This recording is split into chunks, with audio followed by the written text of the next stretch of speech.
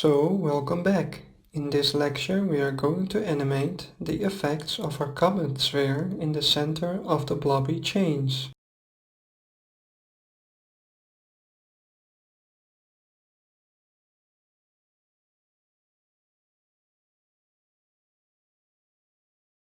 As mentioned in this lecture, we are going to animate the central comet sphere. In the next lecture we will animate our big blob.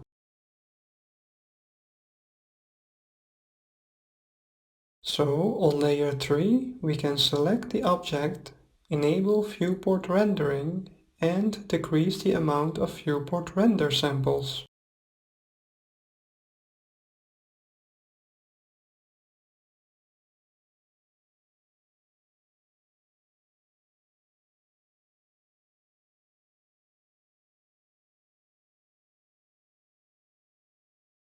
Also, I realized we do not need the row of nodes attached to the mortar size of the brick texture node, so we can delete this row after we set the mortar size to 0.125.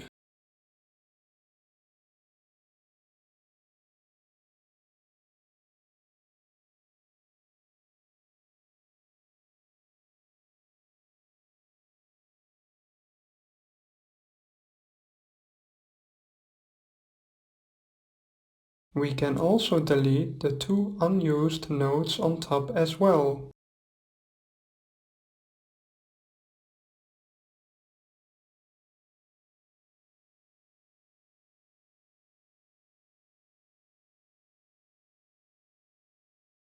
Now the first animation effect we are going to create is a kind of pulsing effect with the left handle of this color ramp node.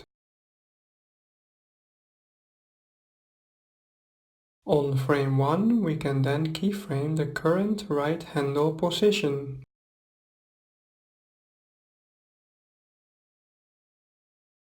On frame 2000 we can keyframe that same position value.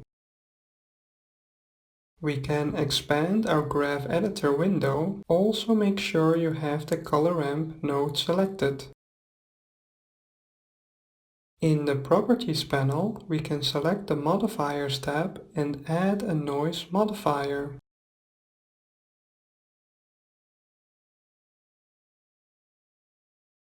When playing the animation, we see that the noise level is way too fast.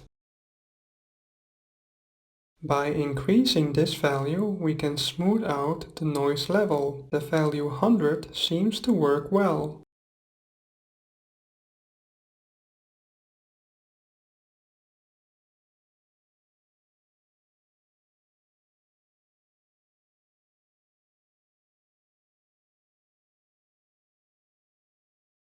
We can set the scale value to around 0.2 so that our comet does not become too big.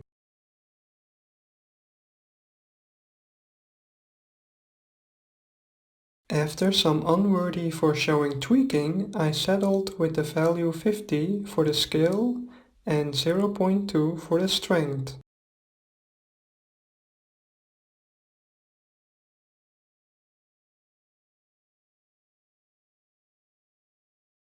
Now we can animate the location set value of the middle mapping node.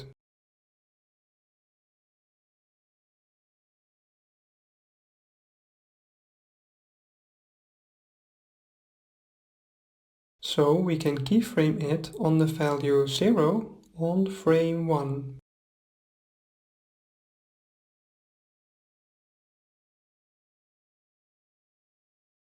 Then on frame 2000 we can keyframe a value of 15.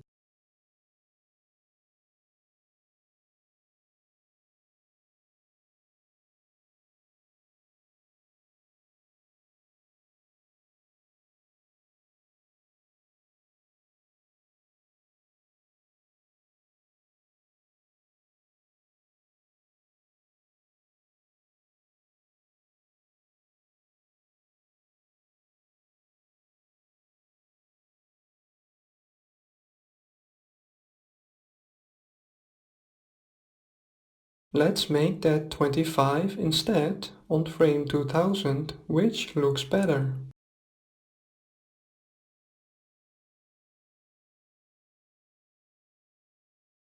We can also animate the rotation Z value. On frame 1 we can keyframe a value of 0 for the rotation Z.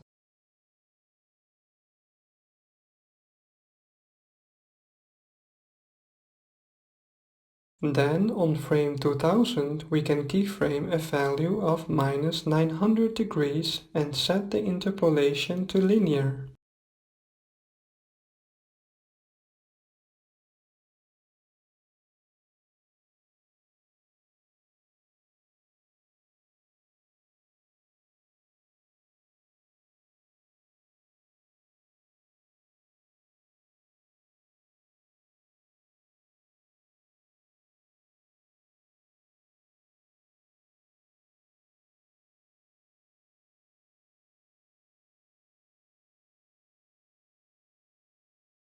However, after checking the preview, I think it goes way too slow, so we can keyframe a value of minus 4000 degrees on frame 2000.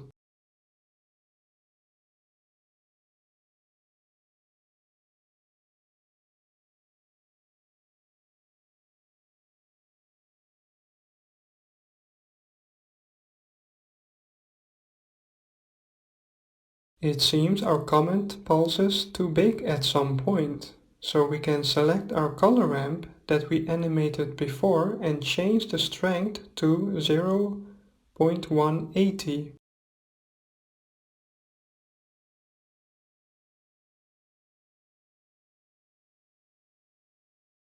Now we can animate those little flakes on the surface.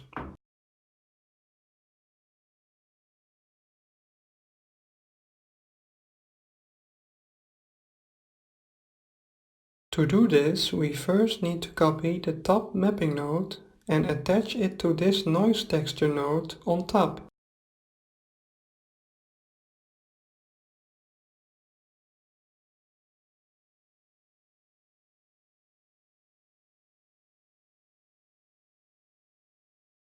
For the flakes we can animate the rotation. For frame 1, value 0, and for frame 2000, value minus 3000.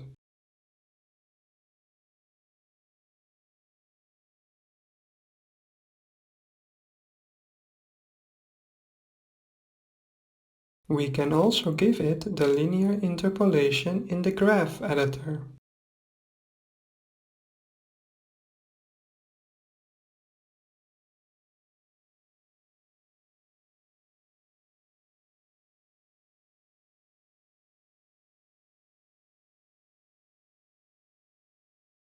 We can also animate the location Z value of our mapping node for the flakes on frame 1 value 0 and on frame 2000 value 20.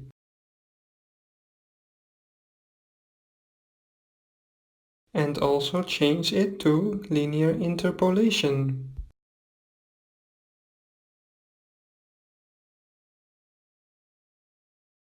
So I think this animated effect looks cool, so let's stick with this. Of course, after saving the file, you can always customize your shader. In the next video, we will animate the big blob. Thanks for watching.